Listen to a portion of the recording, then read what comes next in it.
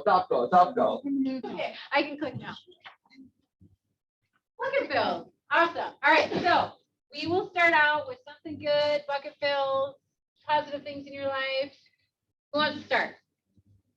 So the other weekend, well, on Thursday, Tony was like, well, I think it was actually Wednesday. Tony was like, hey, he's like, can you host an open house for me? And I was like, I think it was like I had just been a little like stretched a little bit too thin doing things for other people, and I thought he needed help, but he actually was just offering to have me do an open house to get more leads. Yeah. And so I was really thankful for that because I got 2 really good leads off of that. So Awesome, thank you, Tony. awesome, awesome. What else we have going good in our lives?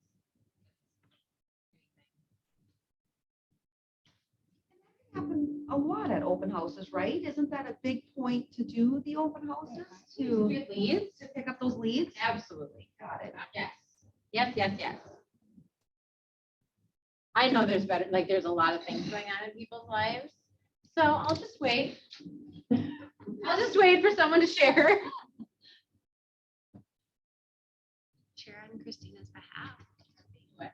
Share on Christina Peterson's. Was she on?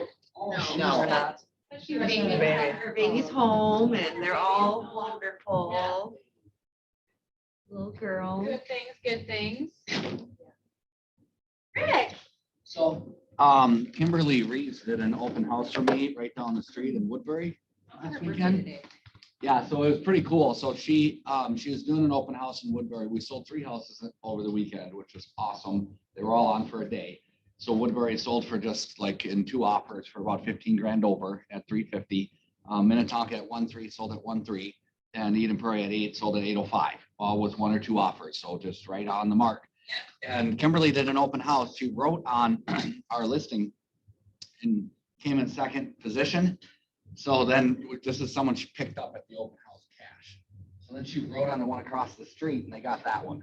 in So, Woodbury. In Woodbury, that's it. The next Did we day. not talk about that actual listing like 2 weeks ago where you were like, oh, and then I took this listing in Woodbury. I know it's far. Yeah. And it sold right? in a day. It for sold 15 today grand, and Kimberly another got a agent buyer. got a buyer off of it. And that's a solid deal. She's all done, all locked up, and she's gonna end up selling. This lady's got a really nice house. So I think she's gonna have selling her house over here as well. She just needed to get in the door, and she did an extraordinary job. And that girl was, she was quick. It's Awesome. like working with Selena. I mean, it was just like. Jelena's over there. She's like, Appreciate you, Rick. awesome. Question on that though, are we still doing open houses even if it sells before the open? Or are we just setting it up, right? Because I think that there's a missed opportunity when you don't have an open house for buyers, other listings, right? Or are we just having them wait to look at offers until after the open house on Sunday? Or whenever you have your open house We in? did on Minnetonka, we waited. Okay, Obviously on Woodbury, we waited also. We got that offer on Friday. Minnetonka, we got an offer on Friday and then Saturday. And we waited until after the open. Eden Prairie open house was on Sunday. Okay. And we sold it before then on Friday night because the buyer's agent said, if I present this offer just over list and what type of clients are you? Because my clients have lost in multiples and they do not want to do that again. And my clients were hands down, we're done. We just want it. We just. but then we you want still it. didn't open. We did not do Okay. the open, then I canceled it and I put the sold sign up. I normally don't till after, just to make sure people knew, Okay. so I guess it depends on the situation. If you can do it and line it up, that's what we were trying to do. Yeah. Line it up, because the Minnetonka one, we must have had 20 people came through that one at 1.3 million. So during the open, it was insane. It was crazy. So still, so. Awesome. For Tony's, there was, they had already had an offer and they were thinking about accepting it, but he wanted to let the open roll. Okay. And just see. Awesome. All right, what else is good? 2 more. I know there's 2 more good things happening. So in January, I stopped like everything in my life that wasn't like the family and work stuff. It was very intentional and purposeful. And I just took all of July off and it was great. So, You seem, I even said this the other day, I was like, you just seem really happy and very Yeah, purposeful. it was good. It was, Life by Design. I worked hard, but on the right stuff. So GCI is higher this year already than it was all of last year, right? So there was intention to get that to happen. And then, I was just telling Heather, one of the weird spots I'm in is like, I feel guilty. Like I know I want to see Brahma, and I come in and like, oh crap, what am I gonna say? And almost feeling like I got to make up some work or whatever. Because we were talking on the training, then we went to this training. It was, I value work ethic and working and whatever. So sometimes in July it was tough to go, I'm not working. And, but I would constantly have, whether it was a Jake thing or if it was Kami saying you seem really happy, or Rama when I send him, hey, I'm not around because of this, he sends a thumbs up. There was like positive reinforcements coming in saying, yeah, you're living the life that you want to live. And so it was great. And then to come back, I just bucket fill again to come back and have 2 trainings last week with Matt Sutter. There are things in there that I thought were really good and some takeaway stuff like the lag, being reminded of the law of the lag, or the lily pad, how sometimes we just give up on things. So that was a good energy to come back into that. So it's been a great summer. That was my way. See, there are great things happening. Awesome, awesome. All right, one more. I will say, I have finished my screen porch, as you all know. I'm talking about enough. But here's the great thing. I built it so I could have people over because I love people. And in the last 2 weeks, I have hosted, I think 6 major gatherings on my screen porch. Like, I is so Cindy, I love you. We're all different, right? We are all different. Things make us tick differently. That's so awesome. Great. And I've had, it fills my cup and I love serving people and I've had more great conversations and really rich conversations and now opportunities even after that to go back to some of our group gatherings to say, I feel like we just kind of got caught up, but I have more questions. I would love to hear about your life. And they're like, oh, absolutely. Now I'm getting one-on-ones, which are where I'm going to get to that next with referrals and other things. So it's just been an excellent way to use that space and to use my natural style for connecting with people. And they have just been so happy. Everybody comes over, so happy. So That's awesome. Awesome. That's hypothetical, right? You're all so senior. All right, we are going to have Kira come up from Zestful and tell us a little bit about her business. She's like, oh, I didn't know it was right now. Hello, everyone. My name is Kira Vanderlyn, and I'm with Zestful Design. I am grateful to be the preferred vendor here in your office. And so my company, Zestful Design, is a home and business organizing, interior design, decluttering, and staging business. And so my goal in my business is to help you stand out, your clients and your business stand out. So, and I can help both buyers and sellers. So for buyers, for sellers, the way that Zestful Design differentiates itself from kind of the typical stager. While I can go in and do the list and do the walkthrough and I provide your clients with a detailed list at the end, write up specific to their needs. What I also do in addition to that is I go in and I help them do the work because I want to lift the burdens off their shoulders. So I do that by first helping them declutter, which in my opinion is one of the top ways to do your staging. Is that tends to be what is predominantly the problem when we do staging. So I help them do the decluttering, and to do that, what I do is I help them pack their stuff up. I also can call in young callers if we need it, and I get a discount with them if you guys want to work with me. And then also I can pack their stuff, and then while I'm doing all that work, I'm also doing the staging. And the fun part about that is that while I'm doing that, I come up and find such great gems within our stuff. I find artwork, I find great stuff for Nick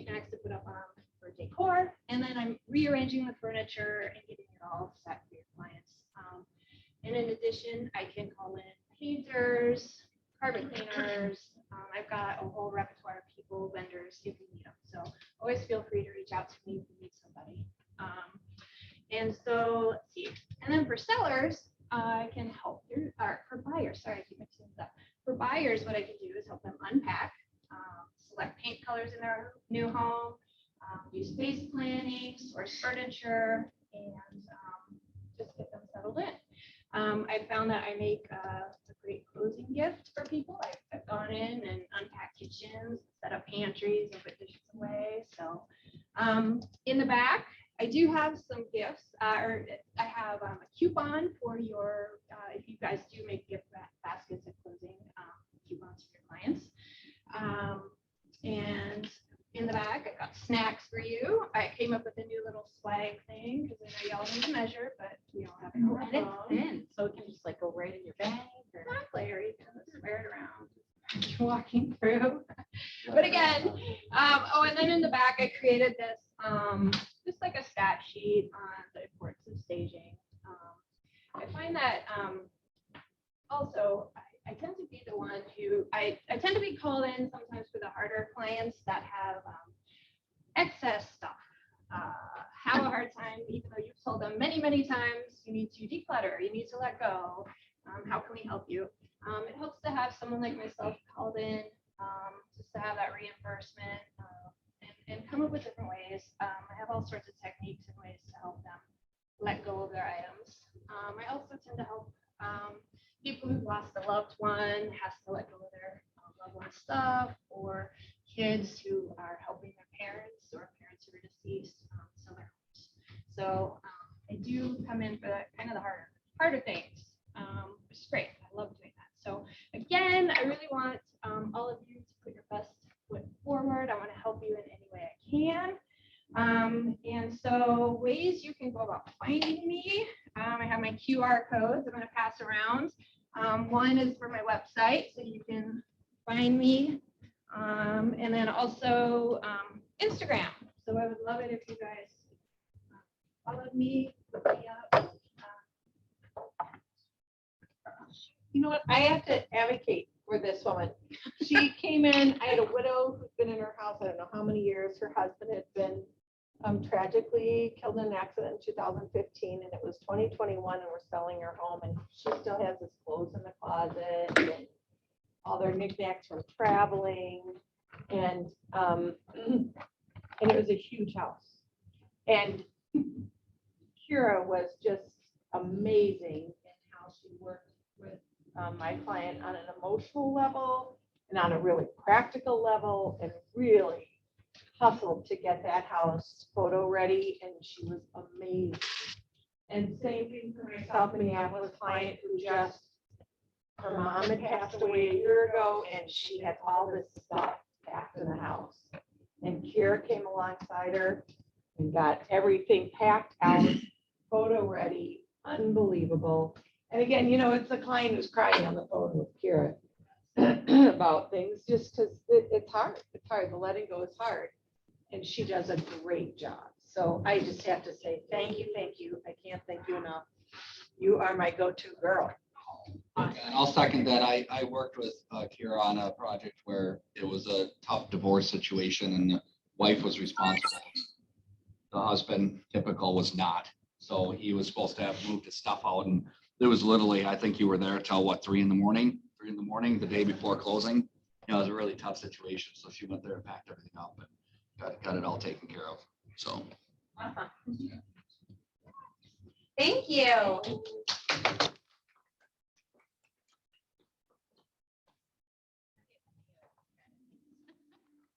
The pointer, but the pointer doesn't go on the TV. Oh, okay. All right, well, upcoming events. So we have mid-year check-in and GPS workshop. That's going to be tomorrow, August 4th. It's at the Lakes office in Minneapolis, as well as via Zoom. And Jason Spars is going to be the one that is going to be running that one. Then we have our very own Bethany Nelson doing 36 Touch Marketing Plan next Tuesday. It's going to be here in person and via Zoom. I would highly recommend, even if you have a 36 Touch, to come to this. She has a very set out plan that even if you don't do what she's doing, I'm sure you can get something from that. Because that's what they put most of their clients on, I believe. I don't know if she's on or anywhere from their team. And that's August 9th. And again, these are all at 11 a.m. And then we have the mock listing and buyer presentation in a shifting market, which is going to be Thursday, August 11th. And that's going to be at KW Lakes and via Zoom at 11 a.m. And then we have Fierce, it's actually Fierce Conversations with Maps coach Debbie Frapp. And she's going to be running that during one of our team meetings on Wednesday, the 17th. So it's going to be at 11 a.m. We are going to be in here. It'll be streaming from here, but you can also pick that up via Zoom as well. I know, I get a smile on my face every time I see a Yeti. And I just found out John Butler told me that they have a motorhome, right? Yeti makes a motorhome. I'm not even kidding. I haven't looked into it yet. I kind of forgot about it, but I just reminded myself. So our listing contest has now come to an end. So we're handing out our final pull tabs. And then here are also people that need to either come in and grab their pull tabs, or if you're here, don't forget, because then we're going to do the drawing at the end of this week, correct? Yes. Anything else on the listing contest? Katie? All right. And if you're not on here and you think you should be on here, just come and talk to one of us and we'll get you your pull tabs. Do all these people need to come get their pull tabs yet? Yes, all these people have extra pull tabs to grab. Can I volunteer? This is so like a sensory thing for me. Can I volunteer to open them up? You can call whoever you want to, like, it's actually fun, is it not? It's like, it's so amazing. If you saw all of your faces right now, you were like, I am enjoying this so much. I have to tell you, Katie, I never did pull tabs until Ryan was on team meeting. Seriously? Never, ever. Are you kind of addicted now? No, but it's. I'm not addicted. I'm not, can I have more? All right. Okay, so I will give you guys a second to finish your pull tab opening. Let me know. I'll look and see when everybody's done with that. That was good. And whoever's on Zoom not doing pull tabs, I am sorry, but it's a lot of fun. It's like crap. Okay, and then how you on that? Craft it. And how are you on that list? Listing. Do you have another craft day? Like Do your we have storyboard? more to the pull tab? Vision board? Sure. Level 5. Maybe we start doing. pull Heather. tabs. We're gonna have extra after this contest, so yeah. Maybe I'll just be sitting in my office. Listing contest, but remember you got, you also get pull tabs for coming in person to a meeting. Mhm. So every meeting you came to in person, you've got pull tabs Or for. if you came to a training, one of the trainings last week. One of the Yeah. trainings, you should have gotten. I didn't Yeah, you should get more for that. Yep. So if anybody who was on training, you could actually just go over and we could give them to you right now. We've got a huge bowl of them. Yeah, and then walk on over if you didn't get any training last week. Also, also, you guys, if you gave a warm lead to Kami, remember, that was another one, another way to get Correct. ones. Warm lead to Kami for an agent, someone you had a great transaction with that you want to refer to Kami. Having this conversation with that agent, that's another way to get them. And also if you added someone to your downline. So there was several ways to get it, but yes, it was referenced around listing. Yes, it does. We did We're that. looking for like a line. You, any. It should say prize level, I was whatever like, on that it. was the first time she did pull tabs. It's level 5.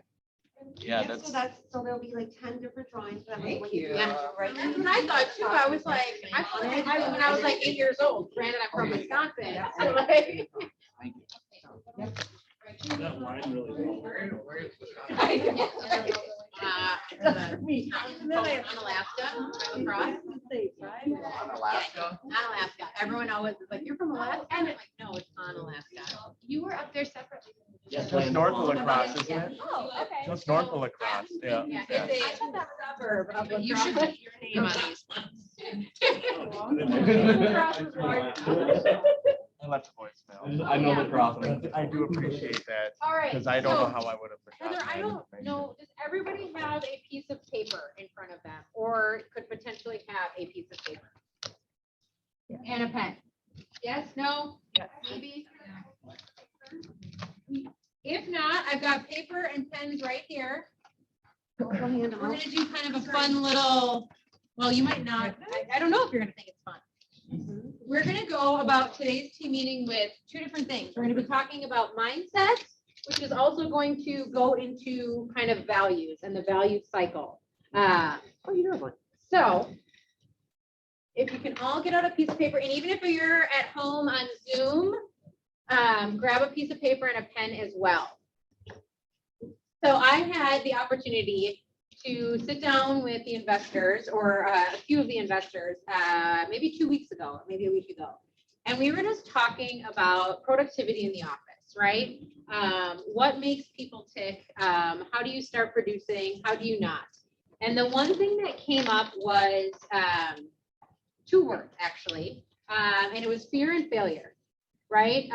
They can go together. They can say fear, the fear of failure, or just the fact of there are real fears in different situations, whether or not it's lead gen, whether or not it's, calling your sphere, doing open houses. So while I was talking to them, I thought about normalizing fear and failure today. So part of this exercise is I'm going to give you 2 minutes. And yes, it's going to be the full 2 minutes to write down every failure you can remember that you have had in childhood, in business, in school.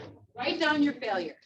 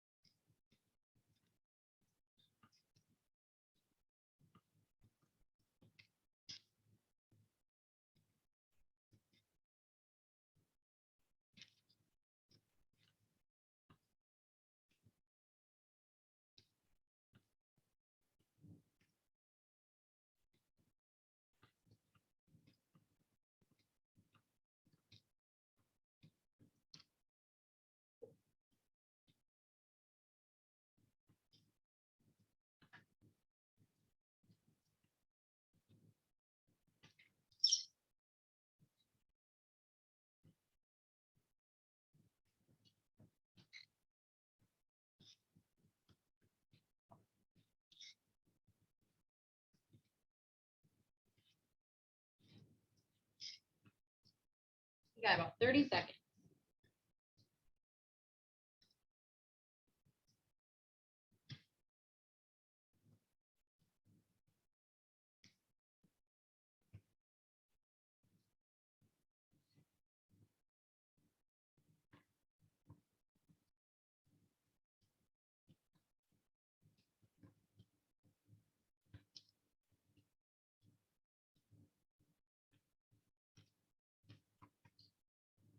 All right, stop.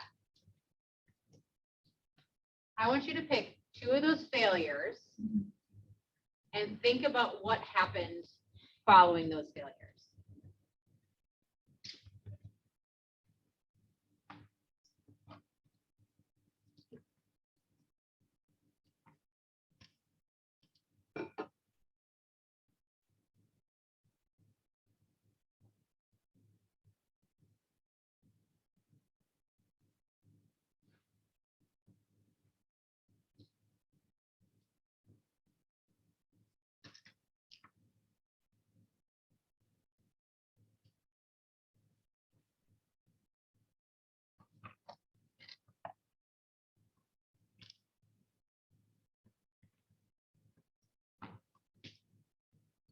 Okay, so as you guys wrote those down, what did you feel?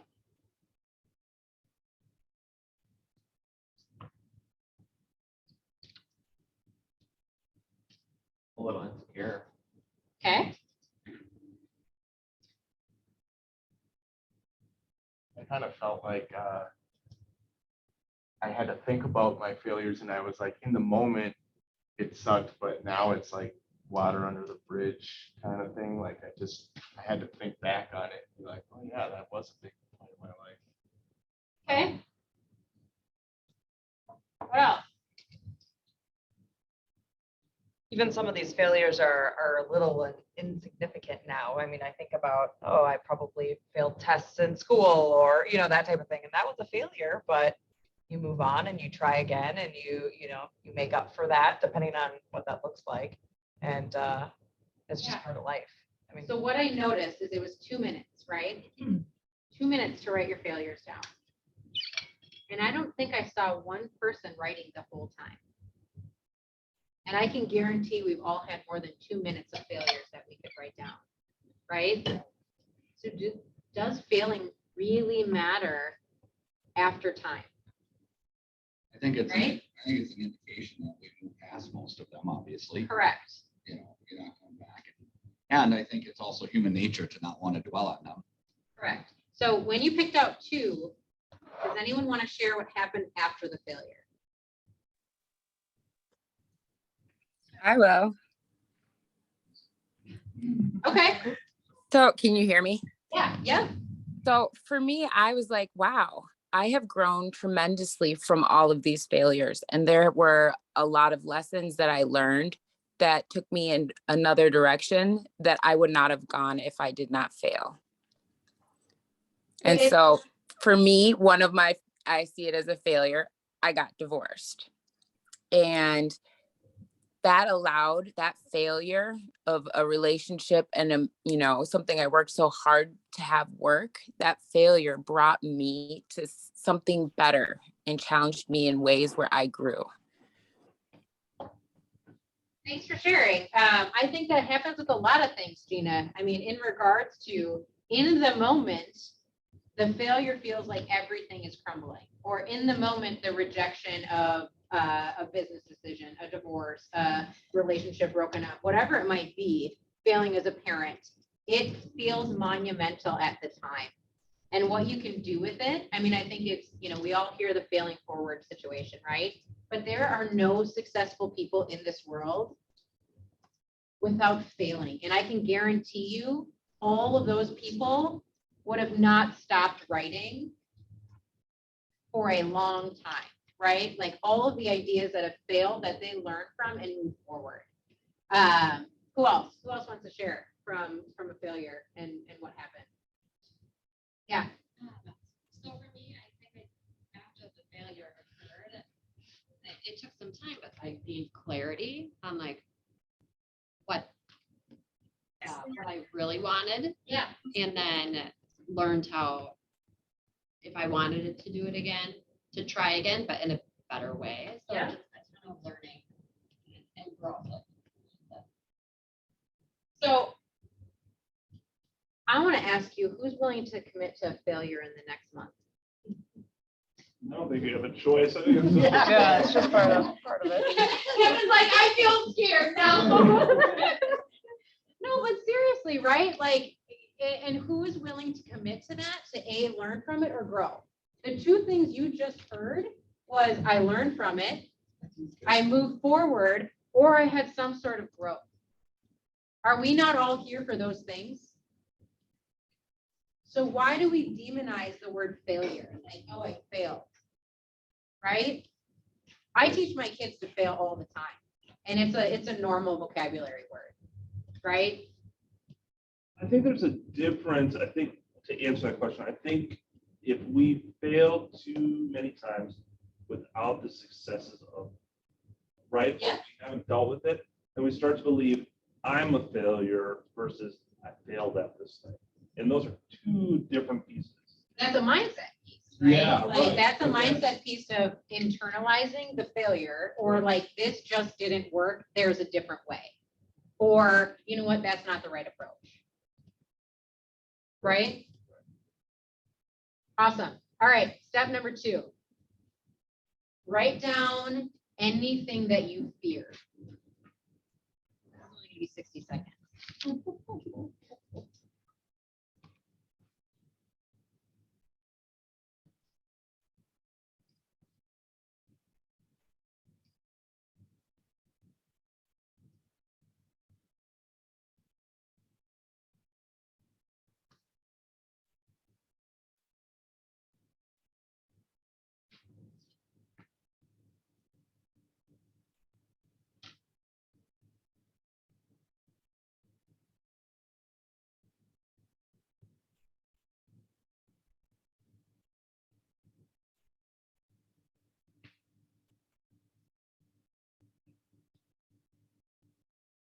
Got about 15 seconds.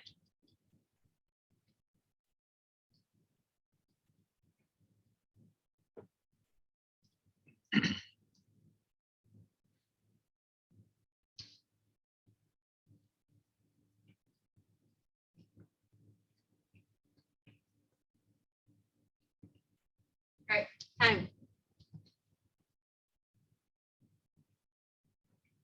I just saw everyone write for a full 60 seconds on fear. If you look at that list of what you fear, is there anything that's like monumental that is stopping you from doing something right now in your business or personally?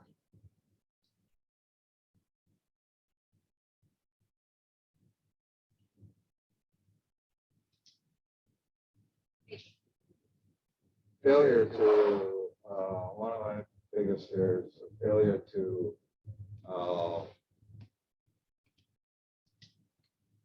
letting people down, because everything is so personal to me. So I have a tendency of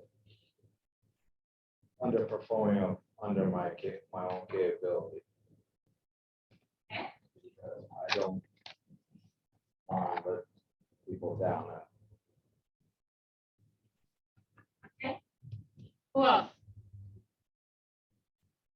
It's comfort, Okay, not pushing yourself, similar to what you said, not pushing yourself to the limit just because this is comfortable. This is what's been going on. This is lack of change, I guess. I think it was last week. Do we really know what our limits are? Has anyone in this room ever pushed your limits so far that you actually know what your limits are?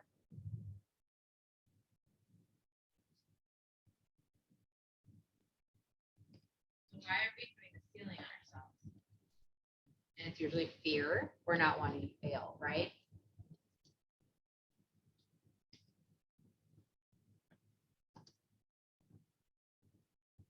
Any other fears that are like earth shattering that aren't letting you move forward?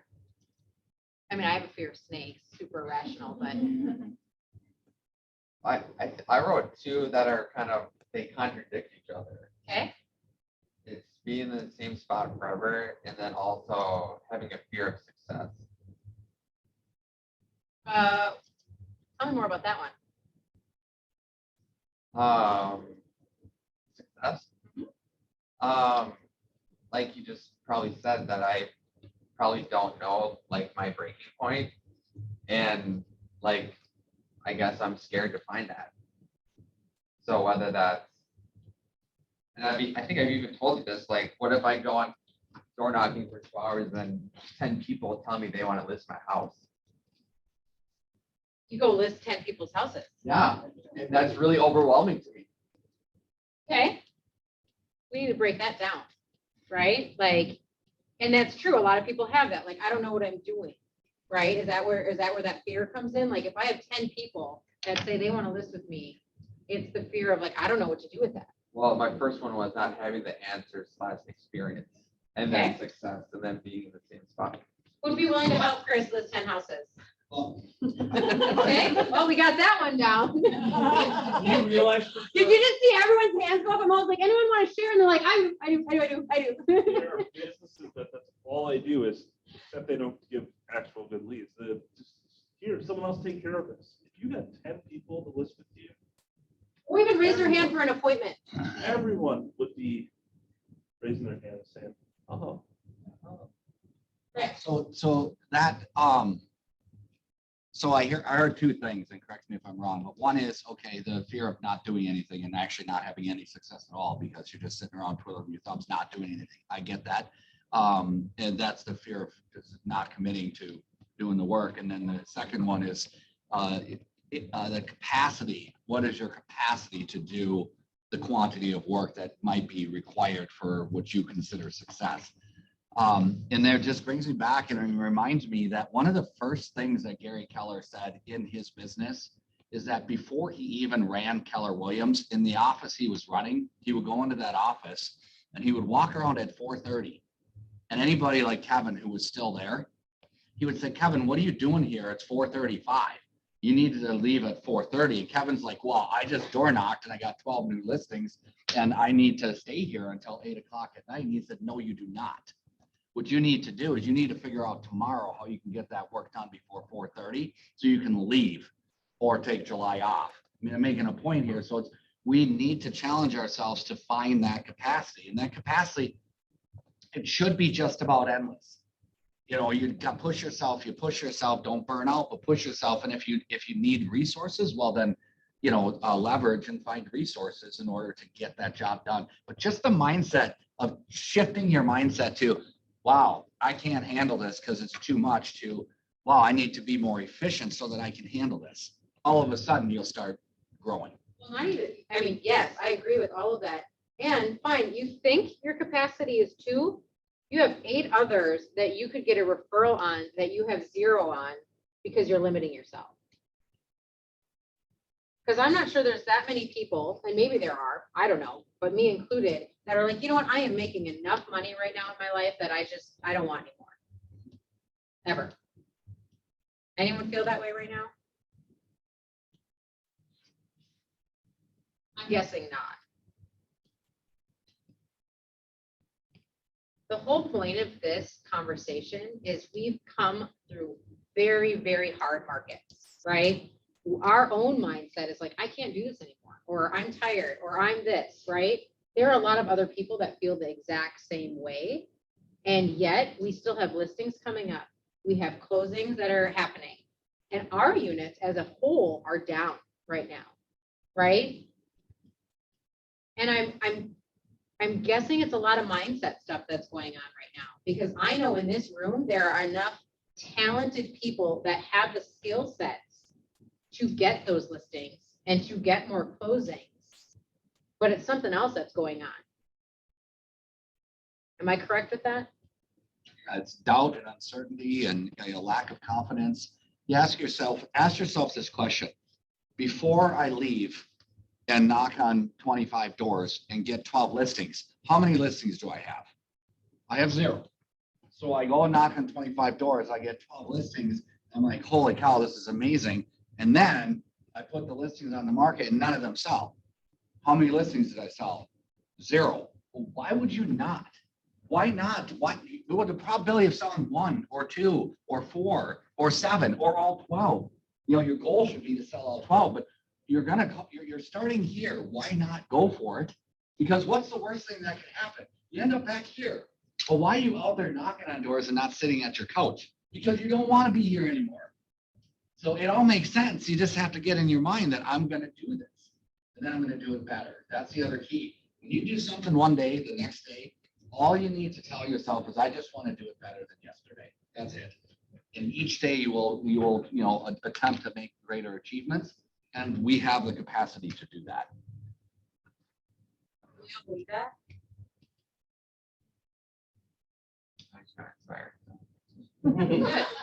And Chris is like, you know, I'm gonna go get 10 listings tomorrow, actually.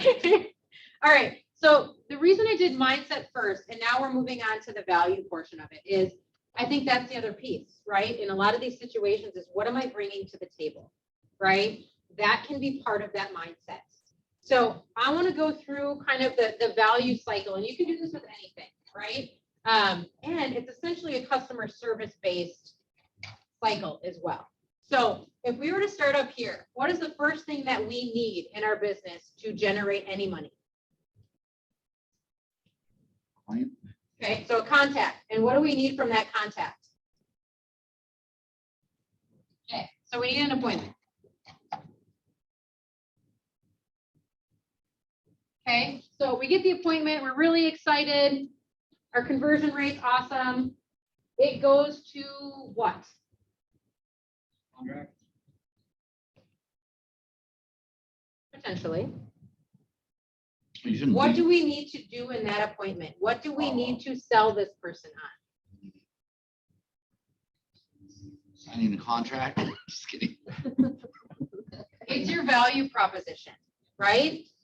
So you get the appointment, you gotta let them know what value you're bringing to the table before they actually turn into a client. Do we know, let's stop at this spot right here. Do we know what that is? Do we know what our value proposition is? Each of us. Yes, I'm getting some head nods. Yes. Do we feel confident in that value proposition? Yes? Okay, Wendy said, maybe. Tell me more about that. Because I think that's an honest answer.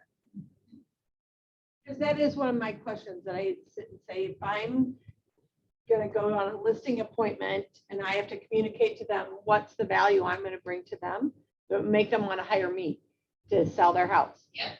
And I know Derek is going to go sit down with them too, or Yep. Brahma, or Kevin, right? Somebody else that I really value is gonna go sit down with them. How would I differentiate my value from them? Could I clearly state, here's my unique value that I bring that I think would make me the best candidate to serve you in this capacity? And that's when I start to get a little insecure, go, oh, well, maybe that's what everybody does, or maybe that's, what do I say that's differentiating about what we do that other people do? So Yeah, I think, you know, if that makes sense. you- That's you- a little I think that rambling. makes absolute sense. And I think we compare ourselves to everyone. And this is an industry that we always do that in. And then we you watch have social to, media. you have to, because we have competition, right? We do, but at the same time, when you believe in what you're bringing to the table, I actually don't care what you're bringing, Rick. Because I know what I'm bringing to the table for my clients. So no, we don't have to compare ourselves, but I think it's natural to do that, right? Well, Rick sells more houses and he's been in the industry forever, right? If I go in, I can't think about what Rick's going to be doing because now I'm focused on him and I'm like, I don't do that. I don't do that. And then they're gonna bring it up and you're like, oh, you're right, I don't do that. You can say your partner has more hair than Rick. Yeah. But I would also, Wendy, I would challenge you even further because I've been in that situation a lot. So is Kevin, so is Derek. I've been competing against Derek back to back, an hour after another.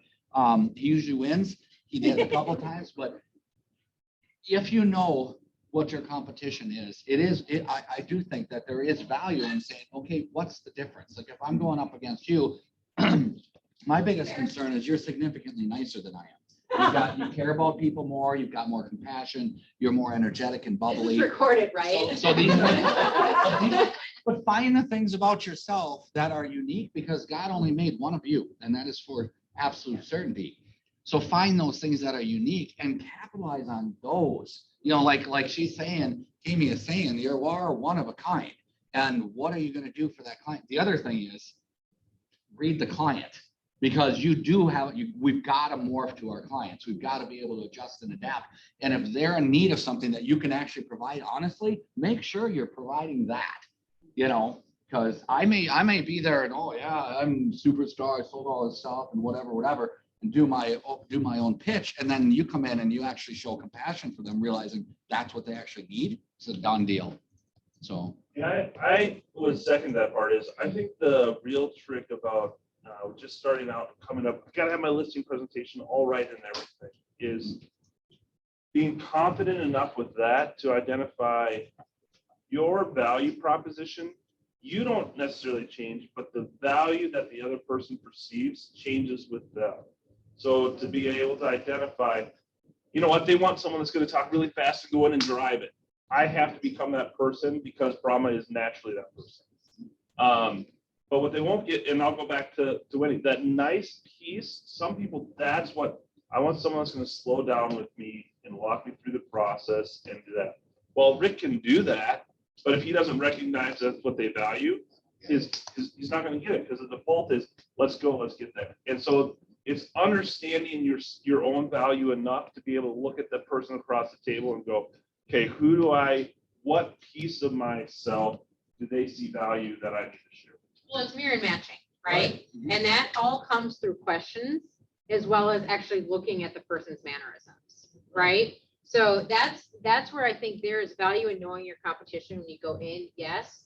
However, there's bigger value in realizing who you're speaking to and what they desire, what their motivation is, and how you need to communicate with them, right? Because you could come in with the most value out of anybody, and if you didn't listen and you didn't communicate correctly with them, it doesn't matter. It does not matter. Somebody is about to have you come into their house, learn about their family, learn private things about themselves and their relationship, private things about their finances, private things about how they live, and then execute the most valuable real estate sale and transaction that they've had in their life. There's one critical component. There's one word that is absolutely above everything else. They have to trust you. And that only comes from what we're talking about. It comes from forming that relationship, making that connection, and making sure that they will trust you. Fair? Yeah. Okay, so we go from the appointment. Here's your metric, right? So this is going to be whatever your conversion rate is from appointment to getting them like value prop to a client, right? Now we go to what? What pays us? The closing, right? Not everything closes though, correct? So sometimes we get an expired listing. Sometimes the buyer doesn't find what they want. So then they go this direction. Same here. Sometimes we get the appointment, but we don't actually get the client, right? These are all opportunities of follow-up. Are we doing all of those things in those areas, right? So now we've got the closing. Do you remember in the appointment when we were just talking about what were you doing in that appointment? You were talking about value, you were creating a relationship, you were getting motivation. That's why they actually went with you to actually meet, correct? So at the closing, what do we do? What do we do? We affirm our commitment to them as people and their goals and future. So we all go to a closing table, or we are recently, or we call them and we congratulate them on their closing. What do we do in that situation? For referral. No, well, yes, but what do we do first? We say congratulations on your new home. That was really exciting, right? Did we go over, man, do you remember when we first met? You wanted to be in a house that you could have the kids in and recreate this story in their mind. So they forget about the inspection. They forget about the, it almost didn't close because the movers dropped their, grandmother's whatever. Like, there are things that happen between here and here, correct? But at this time, do we not kind of say, hey, congratulations, and we're out? Usually. I mean, do we usually affirm them on what just happened in that goal? I'm curious. Does anyone like go through that whole thing with them? You guys do? The ones where I've been part of the process, we talk about it. I go back over. Whew. Okay, so that ends up leading to what, right? That's the referral.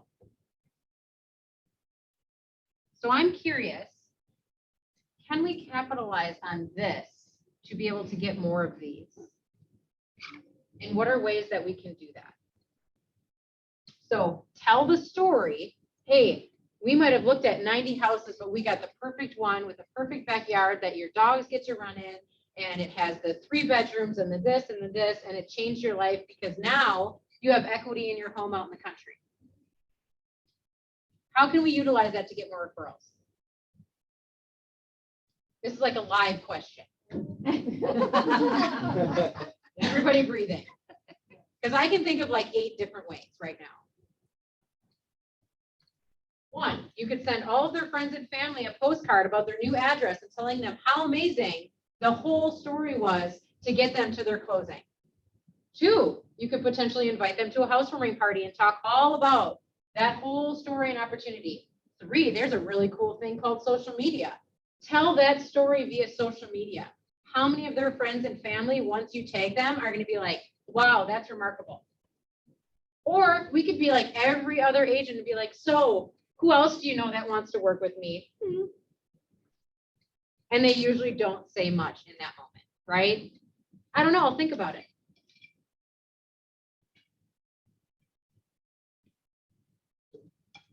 If you told the story, do you think that you would get more referrals? Who is heavy referral based right now? Okay, on average, how many referrals do you get from each past client per year?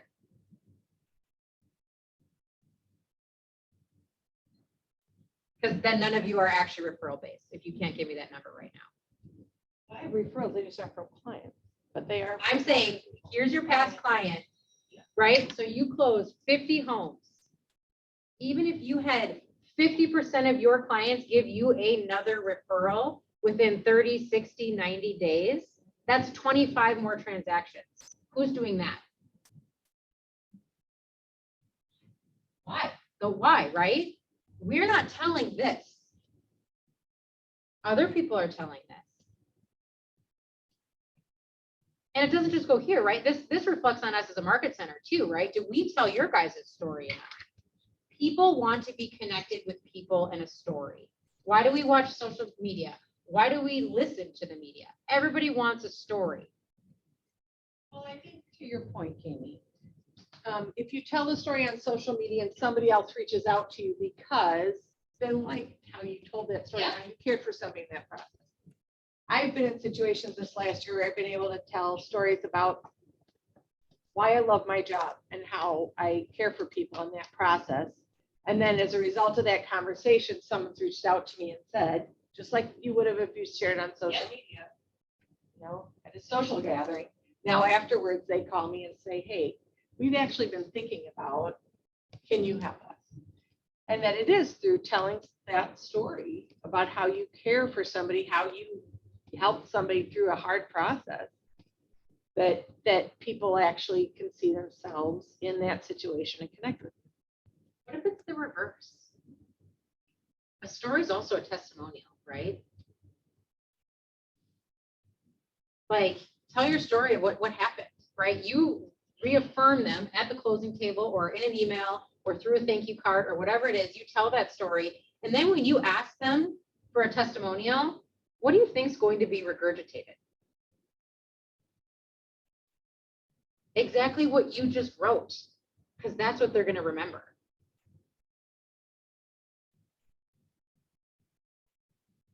Guys, I'm only sharing this because I know that we can up our units by just changing maybe one thing in our business, whether or not it's lead generation, mindset, this whole value cycle, right? And now you got the appointment from the referral.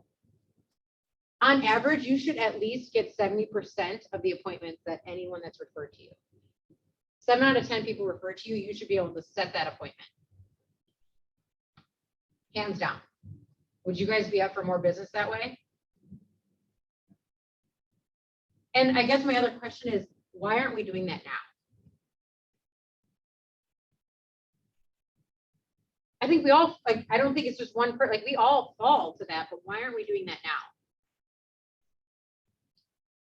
I see like, I get some automatic emails from Brahma and from Zurich that come through my KW, you know, my office email that, they're always, I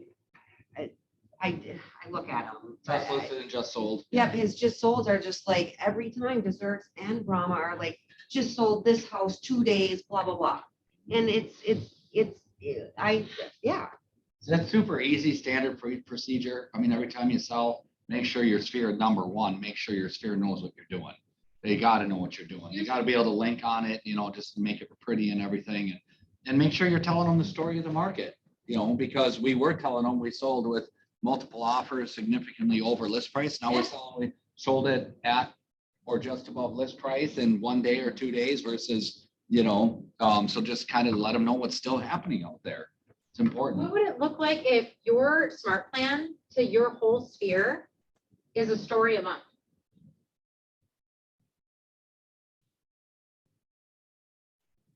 And then all of a sudden you have 6 closings and it's 6 stories a month.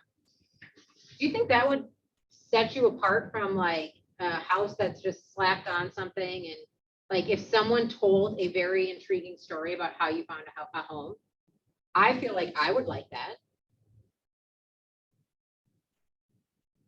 I think we overthink things when it can be very, very simple.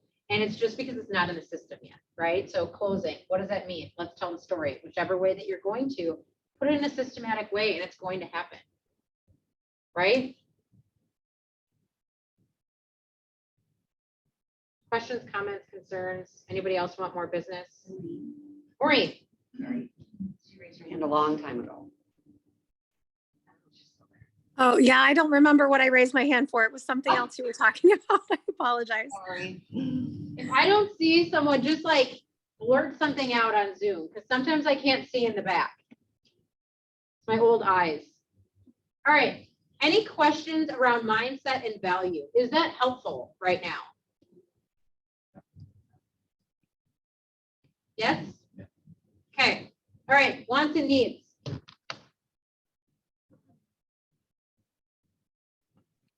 What do we got?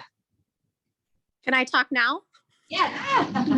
Okay, I'm happy to talk now. I have a Lake Minnetonka listing on a channel. So it's not, you know, this big, beautiful open view of the lake. It's on a channel on Black Lake, but it's a double lot and 80 feet of lake shore for $974.9. So if you have a client looking on the lake, I've got a deal for you.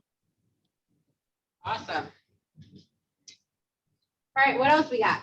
I've got a listing up in Malacca. It's 26 acres, 4-bedroom, 4-bath, 3,300 square feet. It's got 3 different pastures. 10.75 acres can be classified as agricultural. It just might be out of people's where they're currently looking. So I thought I would let you guys know if anyone wants to expand their search a little. How much is that, Joanna? 500. What? In Malacca. What else we got? All right, if we don't have anything else, just make sure to send them to Lydia so she can get them out via email today. Otherwise, go have an awesome day, grab some snacks and talk to Kara. All right, have a good day, guys. Thank you. You were probably Yeah, hi. purple.